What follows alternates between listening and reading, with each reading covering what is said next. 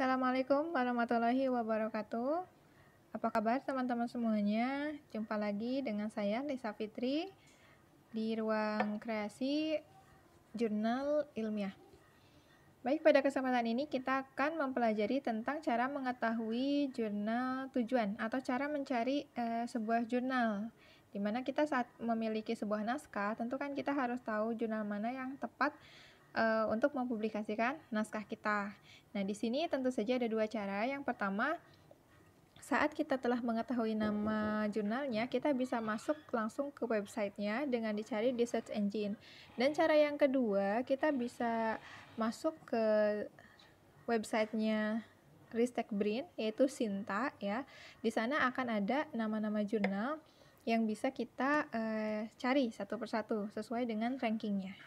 Nah, baik. Kalau yang pertama kan kalau kita sudah tahu nama jurnalnya bisa kita langsung cari ya di search engine, tapi kalau kita ambil cara yang kedua saja, coba kita teman-teman masuk dulu ke search engine-nya, kemudian di sana ketikkan Sinta 2 Ristek Dikti atau Ristek Brin. Masuknya Sinta 2 Ristek Dikti. Kemudian cari. Nah, nanti silahkan diklik ini yang sintaristekbrin.go.id. Nah, ini websitenya teman-teman. Ini adalah website tempat nama-nama jurnal yang sudah terakreditasi oleh Sinta. Nah, di sini ada keterangan-keterangan yaitu Sinta 1, S1, S2, S3, S4, S5, dan S6. S1 adalah Sinta 1 yang artinya itu peringkatnya sangat tinggi alias ranking 1. Kalau S2 adalah jurnal-jurnal yang berada di peringkat kedua. Begitu pula selanjutnya. Tentu di sini semakin tinggi peringkat dari sebuah jurnal, ya mungkin proses review dan selanjutnya sampai ke publish itu akan lebih sulit dibandingkan dengan yang peringkatnya lebih bawah. Namun ya teman-teman, apabila sebuah jurnal telah terakreditasi oleh Sinta, itu artinya itu sudah cukup bagus begitu. Nah, silahkan kita bisa cari ya. Di sini ada warna-warnanya, warna hijau itu S1. Dan biasanya yang S1 itu sudah terindeks Scopus ya, itu internasional. Kalau yang S2 itu ya belum, tetapi itu sudah cukup tinggi. Nah, misalnya coba kita klik saja dulu ya yang S2 yang warnanya apa ini, hijau muda. Nah, di sini akan muncul nama-nama jurnal yang sudah terindeks oleh Sinta 2 begitu, yang berperingkat 2. Ini jumlahnya ada 794. Nah, kita bisa mencari satu persatu ya di sini. Ini kan sudah ada. Misalnya jurnal hukum dan peradilan, kemudian dinamika pendidikan dan seterusnya. Tetapi kan kalau kita cari satu-satu kan capek. Jadi teman-teman bisa mencari melalui kolom search di sini. Nah, ini kita ambil search di sini ya. Oh ya teman-teman, di sini juga nanti akan muncul tentang keterangan-keterangan impact factor, kemudian H-index, citation, dan sebagainya. Semakin tinggi impact factor dan H-indexnya itu jurnalnya semakin bagus. Artinya jurnal tersebut sering sekali dikunjungi oleh orang-orang, oleh para peneliti juga sering disitasi. Nah, itu semakin tinggi semakin bagus. Keterangannya ada di sebelah sini ya. Baik, kita lanjutkan. Misalnya kita akan mencari sebuah jurnal, misalnya Animal Production lah ya, kita cari. Nah, di sini. Kemudian kita search saja. Nah, ini ternyata sudah ada. Nah, teman-teman kalau sudah mendapatkan begini, kita klik saja.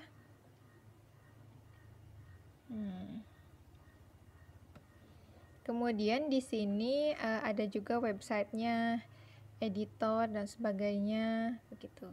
Nah, apabila teman-teman itu tadi mencarinya tidak usah per nama juga ya, tetapi bisa per topik. Misalnya jurnal tentang kesehatan, kita cukup tulis tentang kesehatan misalnya, nanti akan muncul nama-nama jurnal yang berkaitan dengan kesehatan. Atau misalnya tentang pendidikan, kita tulis saja pendidikan, nanti akan muncul jurnal-jurnal yang berkaitan dengan pendidikan. Nah, kali ini saya mencarinya ini yang jurnal tentang animal begitu ya, tentang hewan-hewan. Yang muncul adalah Animal Production ini.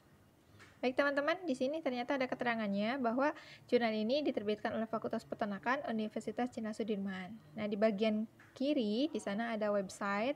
Silahkan teman-teman klik saja langsung websitenya. Ini akan langsung menuju ke website jurnal yang dimaksud.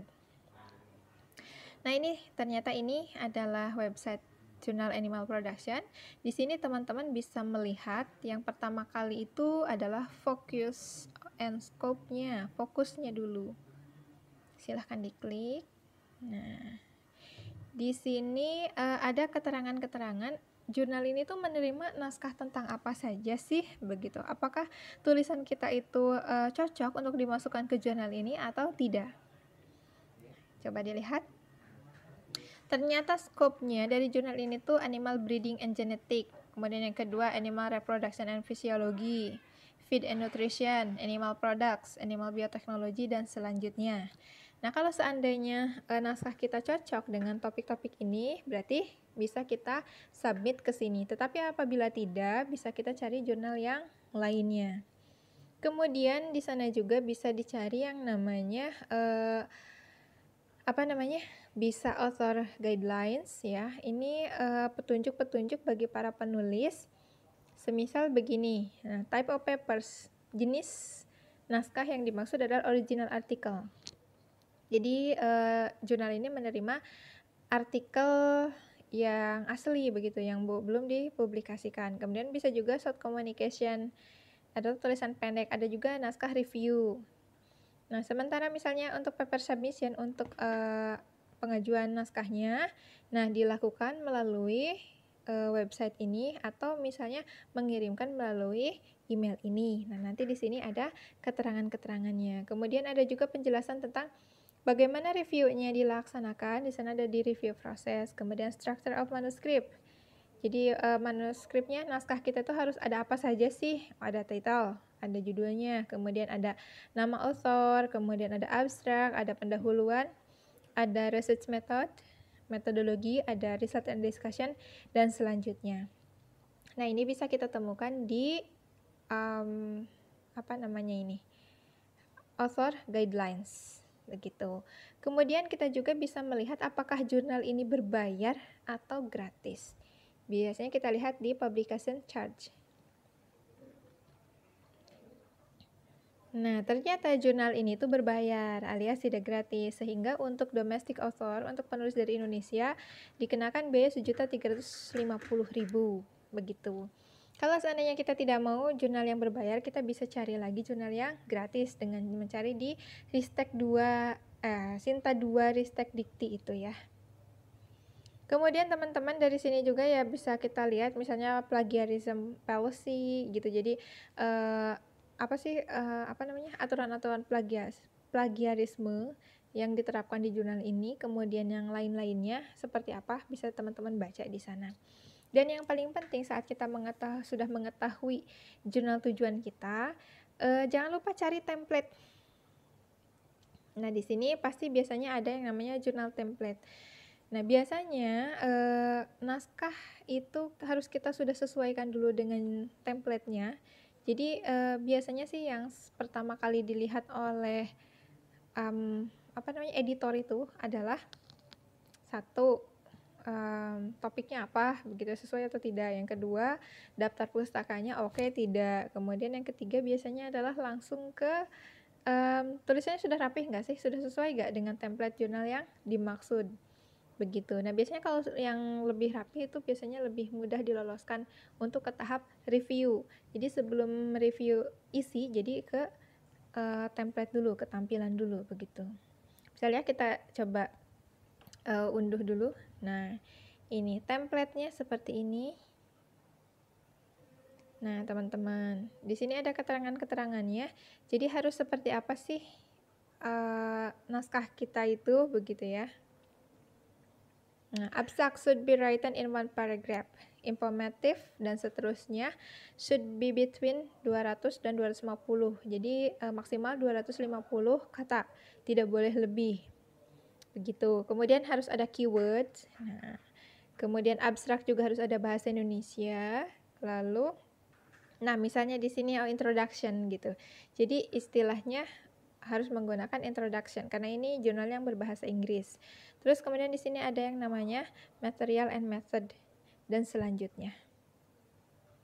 Nah, ini teman-teman bisa disesuaikan. Jadi saat sudah kita tahu jurnal mana yang nanti akan menjadi sasaran kita, jangan lupa untuk mengunduh template-nya. Sehingga nanti naskah kita bisa disesuaikan dengan template tersebut begitu. Jadi misalnya tata cara penulisan judul harus seperti apa, kemudian apakah metodologinya itu dipisahkan dalam judul tersendiri atau disatukan dengan pendahuluan. Ya, demikian mungkin teman-teman itu yang bisa saya sampaikan saat ini. Nanti kedepannya kita akan mempelajari tentang cara membuat sitasi, daftar pustaka, dan sebagainya. Silahkan dilengkapi jurnalnya masing-masing. Kemudian nanti apabila sudah selesai bisa dikirimkan ke saya untuk diperiksa. Demikian, terima kasih. Assalamualaikum warahmatullahi wabarakatuh.